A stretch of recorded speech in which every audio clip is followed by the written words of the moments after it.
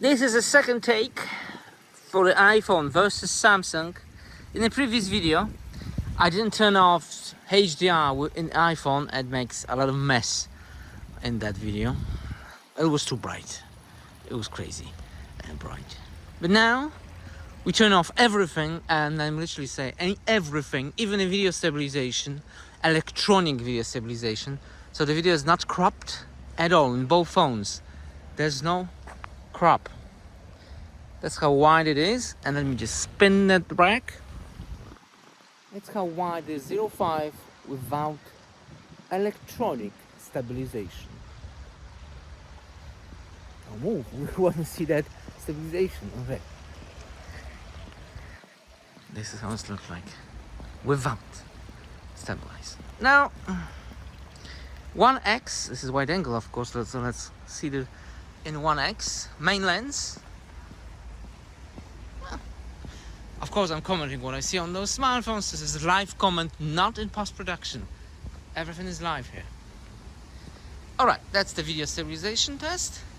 Now let me turn on electronic stabilization. And there you go. With extra stabilization. So this video will be a little bit cropped, just a little bit. But usually most of the people will have that video stabilization on, because it's default. Well, in default is on. That's what it is. So probably most of the people will not even notice there's that function. Probably. I don't know. That's what it is. Alrighty then. So this is wide angle. Now the regular lens.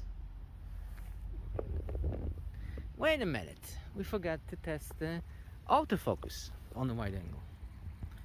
Okay, let's go back to the wide angle. And now autofocus, which is not available with Samsung Galaxy S21. Only S21 Ultra has that feature, or S22. This is S21, and of course iPhone has that feature, which is fantastic. Look how sharp it is. Nice. You can even see it on those leaves. It's way better on iPhone with video stabilization and wide angle lens. I love it. Now what about regular lens, which is 1x? Of course, video stabilization in both phones is present. Could see, well, it's hard to say which one is better. Kind of square, kind of same. I don't know. Anyway, flowers. Ooh. Of course, Samsung will oversaturate that image just a little bit, tiny bit. Nice.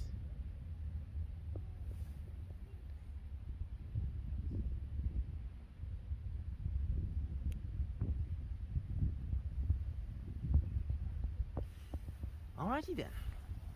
Let's continue with video stabilization. Let me spin the rack.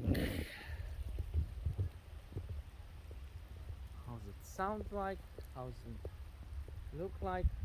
Well, I think my Samsung Galaxy S21 has something wrong with the microphones, because it's I think one of those microphones are damaged, because it's super low quality.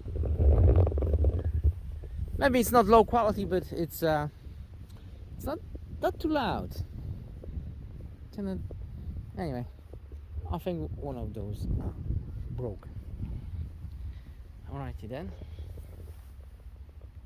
Look at it. Oh, close up. Super nice.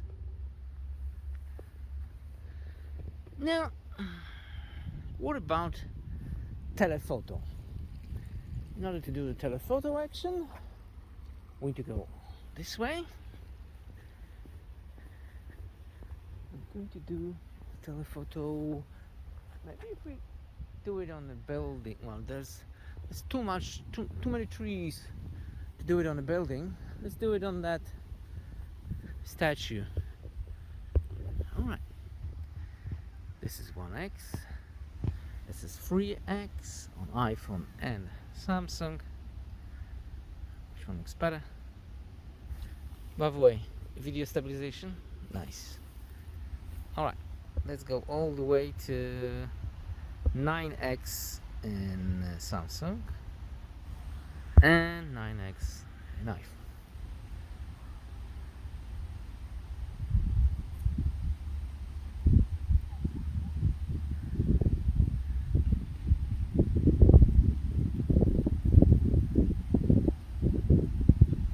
Look at that bricks. Look at those bricks. Okay, one lens is higher than another, so it's really hard to aim correctly. Maybe like this. Can we? All right, bricks. They both are 9. But look how close that wall is on the Samsung and how far it's on the iPhone.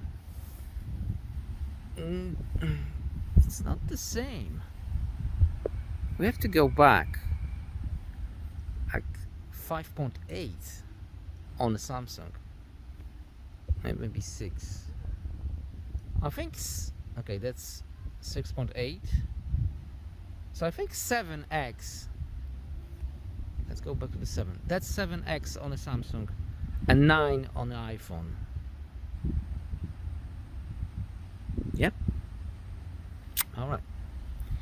Let's go back to the regular lens, 1x. Well, so there's that. What about the sky? Both looks fantastic, phenomenal. That's the sun up there. Now, exposure, 3:1. Nice in both. Now what about front-facing camera? This is all 4K 30 frames per second. Well, in Samsung I can switch those lenses during the recording in iPhone. Unfortunately, I cannot do that. Question is why? The question is why is that? Why I can do it with using a YouTube app, like live streaming? It is possible, but with the camera app, cannot be done. Is this a software limitation or hardware limitation or patent from Samsung? Is this feature patented on the Samsungs? Now that is the question, which I don't have an answer for you. This is full length of my hand. Both looking rather gorgeous. Look at the sky. iPhone is still way brighter, or maybe it's not that. Maybe I don't know how this is going to come out on the final video on YouTube, but the screen on iPhone is so bright. It's amazingly bright. I cannot show you this. Maybe I could, but on the next video. Wow, look at that sky. Okay, what about exposure? What if we do it like this? What if we do it like this? Bam.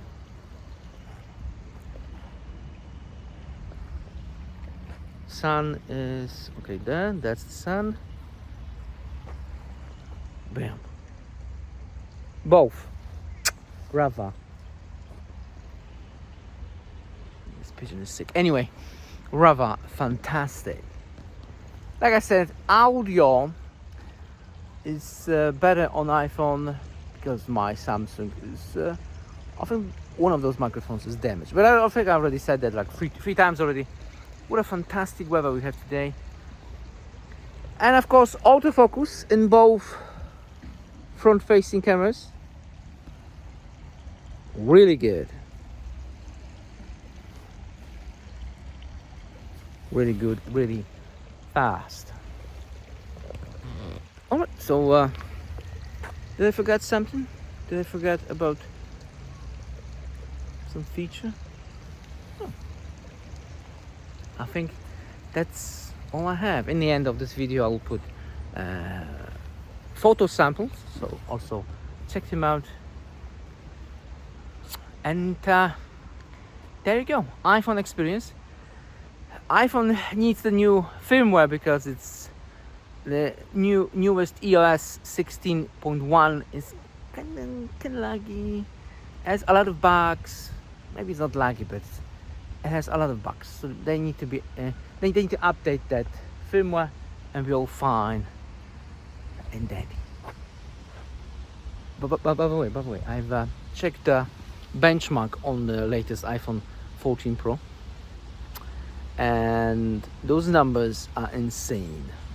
Like twice as much than in a regular 2022 flagship with Snapdragon 8 Plus. Almost twice. That's crazy. That's crazy powerful, and it's really visible in the gaming experience. But other than gaming, do you really need that power for something else than gaming? Rendering times are same. That's probably the fault of the app optimization. My English. They need to be optimized to perform better with the latest chip. Sky. Nice. And that's all I have. Thanks for watching. See you next time.